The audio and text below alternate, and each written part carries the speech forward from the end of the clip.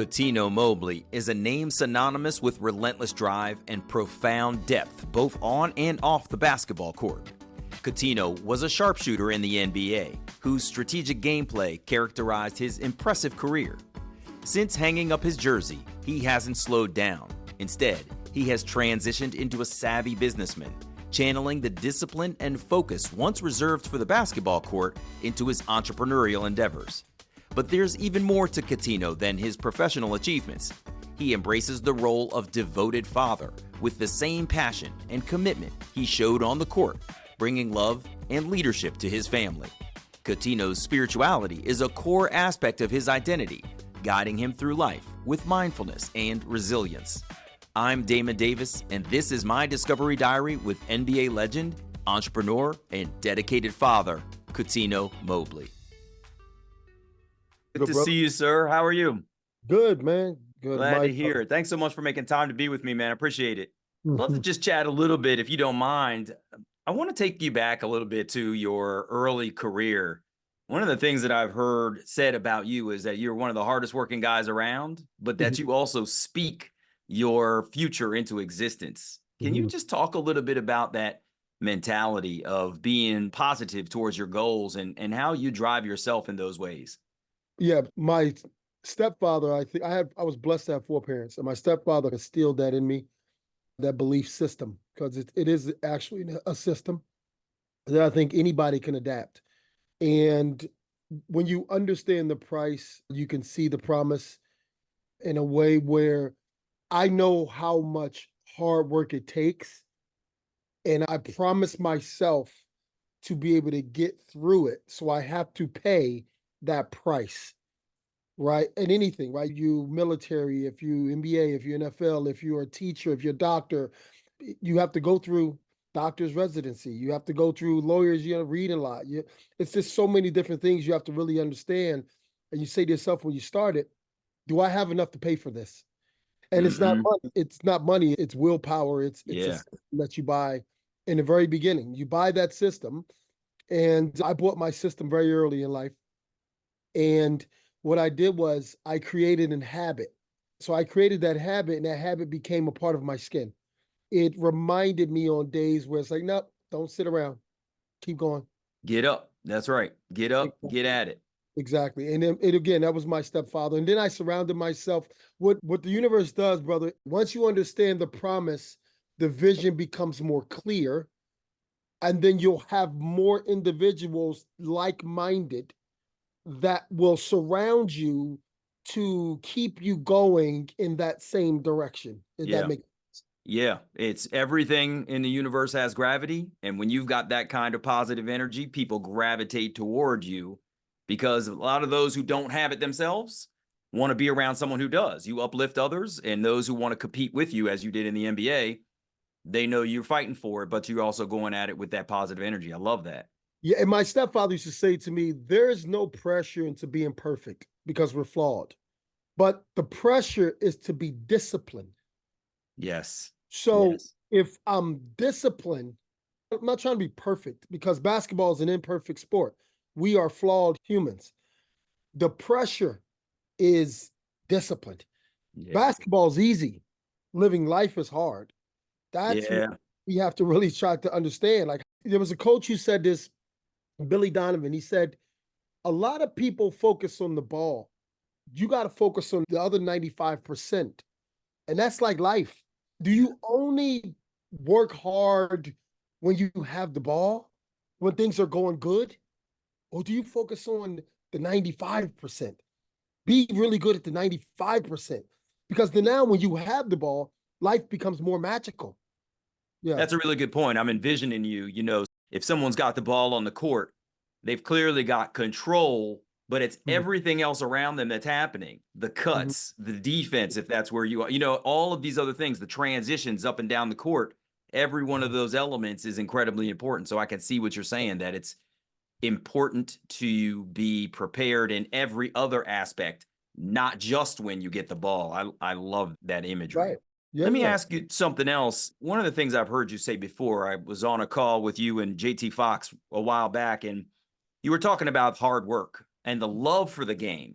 and how it's not necessarily something that's pervasive today, that a lot of cats show up to the league and they're just showing up because the check is there, but Mhm. it's not necessarily the love of the game that drives them. And this Mhm. happens a lot in business too, that people show up just to do their job, but not because they love the work they're doing and putting their energy to it. Can you just talk a little bit about what it means to actually be in love with the game and how that transitions into business as well? Yeah, I mean, you have to ask yourself, these are questions you have to ask, brother, early on in whatever it is you're pursuing. Is it the female? Is it the male? Is it the job? Is it the career? Whatever it is that you're pursuing, you ask yourself, why am I doing it? Do I love it? And what will I become from it? Hmm. Once you can like really solidify those answers, that the questions that you do ask yourself, then it's not so much of the money or the award. It's who will I become from it? And that's to me is super exciting, right? Majority of people that are men can become dads. Majority of women, they can become moms. But who will I become? My kids are my teachers, right? If I'm playing basketball, okay, all right, make varsity. All right. What did he teach you? Who are you now? Did you evolve? Like you have to be in touch with that side of you, not that the cheerleaders like you and the school is praising for you. And it's that's fine and dandy, but it wears off. You become Yeah. egotistical. It's the same as giving a child too many presents. You give a child so many different presents, and sometimes it won't even open that present. The present's just stuck in the closet. So you Hmm. don't really care too much for the present. A Yeah. friend of mine, Al Harrington's wife, I saw her do this. Her daughter had a whole bunch of presents. When I say a whole bunch, I mean so many presents.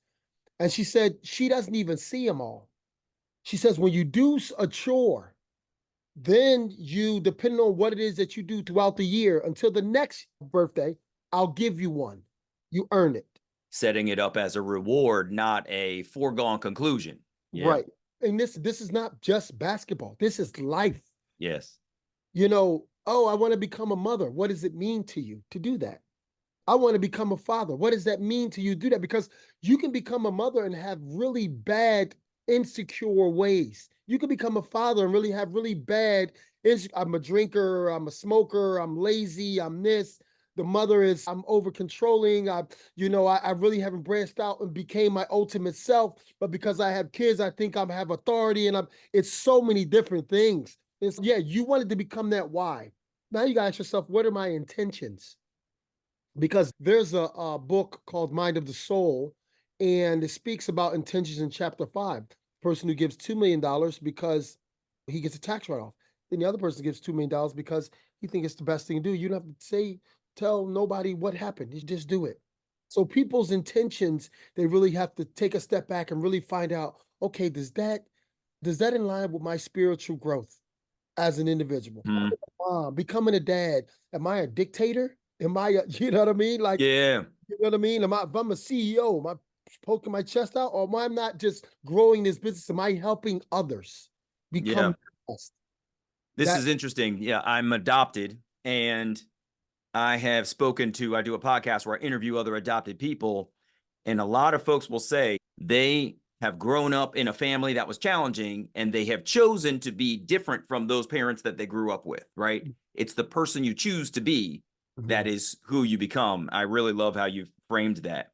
If I could ask you one more final question, Sure. I know that you have overcome adversity, right? You were forced out of the NBA before you wanted to go, but you've made peace with that. Mhm. That's a huge thing to make it to the NBA and be on a career trajectory that has positivity associated, and then find that you have to leave. Tell me how you overcome that kind of adversity. That's major. And a lot of people aren't able to do it in the positive ways that you have. Talk a little bit about how you overcame that adversity. It's very simple, man. We can talk all day, but it's very simple for me. My stepfather used to tell me the universe is always fair. You just have to understand when fairness comes and when fairness don't. Meaning, the same way you accept my yeses, you need to accept my nos. I played 12 years in NBA. If it was meant to go another 10, it would have. It didn't. Mm-hmm. So now you got to take a step back and say, okay, what is my purpose now? Because if I don't know my purpose now, and I'm lost. A lot of people are lost, whether they, being a mother for 18 years, a father for this, he works all the time, he gets all right, what am I now? You got to just find out. It's a lot more in life. Yeah. So it's about staying even and understanding that the same way you accept yeses, you need to accept nos. I love that. This is really wonderful. Cuttino Mobley, this has been fantastic, man. Thank you so much for being here with us. I appreciate it. My brother. Take care. Yes, sir.